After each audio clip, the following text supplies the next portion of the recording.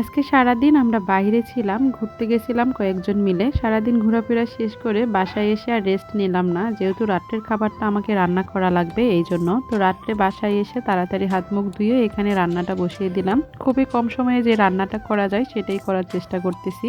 তো এখানে বেগুন ভর্তা করব আর টমেটো ভর্তা, এই জন্য ওগুলোকে একটু পুড়ে নিচ্ছি, সাথে চিংড়ি মাছ ভাজি আর এখানে ডাল ভুনা করব। অ্যাকচুয়ালি আমি ভাতটাকেও বসিয়ে দিলাম, ভাতটা হয়ে গেল। এখন এক এক করে এই সব কিছু রেডি করে আমি তাড়াতাড়ি আগে ডাল ভুনাটাকে বসিয়ে দিব, যাতে করে ডালটাও তাড়াতাড়ি হয়ে যায়। মা যেহেতু বাসায় নাই, সে আজকে একটু বাহিরে গেছে। আমরা সকালে বাহিরে গেলাম আর তারা দুইজন দুপুরবেলা বাইরে গেছিলো। আস্তে আস্তে রাত্র হয়ে যাবে, তো ভাবলাম যে এসে যদি বাইরে থেকে এসে আগে যদি একটু রেস্ট নিই তাহলে আর পরে রান্না করতে ইচ্ছা করবে না। এই জন্যই তাড়াহুড়া করা।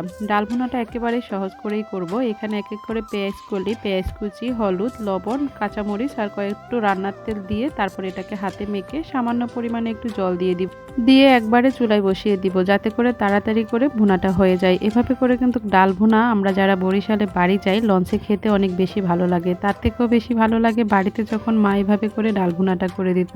ডালটাকে মেখে চুলাতে বসিয়ে দিলাম আর এইদিকে আমি এখন ভাতের মাঠটা গেড়ে নিচ্ছি। চালের তুলনায় আমি জলটাকে বেশি দিয়ে ফেললাম, যে ভাতের মাঠটা যখন আমি গাড়তে গেলাম তখন দেখা যাচ্ছে যে ভাতের ফ্যানটা অনেক বেশি হয়ে গেছে। তো যাই হোক, অনেক সাবধানতা অবলম্বন করে এটাকে বসালাম।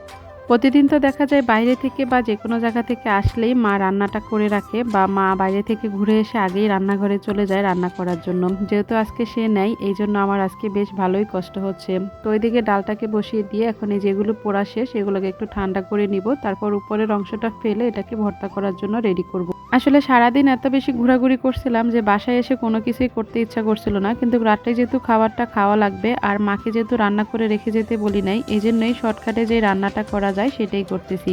এখানে কয়েকটা মরিচ ভেজে নিলাম, শুকনো মরিচ যদি আরও কয়েকটা লাগতো, কিন্তু বাসায় আমি আর খুঁজে পাচ্ছিলাম না, এই জন্য যে কয়েকটা ছিল সেটা ভেজে নিলাম। আর সাথে এখানে কয়েকটা চিংড়ি মাছ ভেজে নিচ্ছি।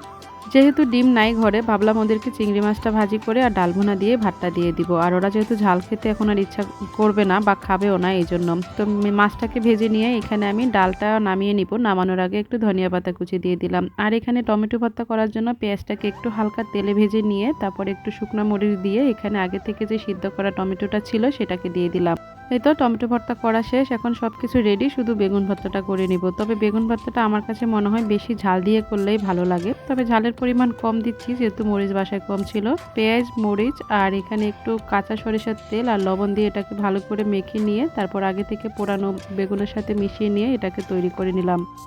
তো এই তো শর্টকাটে আমার সব রান্নাই শেষ। এখানে ডাল ভুনা, সাথে 2 রকমের ভর্তা আর চিংড়ি মাছ ভাজি আর ভাত। রান্নাবান্না সব কিছু করে আমি খাবারটা টেবিলে দিলাম, আমার আর ইচ্ছা করতেছিল না। তারপরেই তো দুইজনে মিলে এখন খাবারটা খাবো। তো আমি যেহেতু কষ্ট করে রান্না করলাম, তার ভাগে দায়িত্ব পড়লো যে ভাতটা আমাকে বেড়ে দেওয়ার জন্য। সবসময় যদি কেউ একজন ভাতটা বেড়ে দেয় তাহলে কিন্তু খেতে বেশ ভালোই লাগে। তো এই তো আগে দুইজনে খেয়ে নিয়ে তারপর ওদেরকে একসাথে করে খাইয়ে দিব।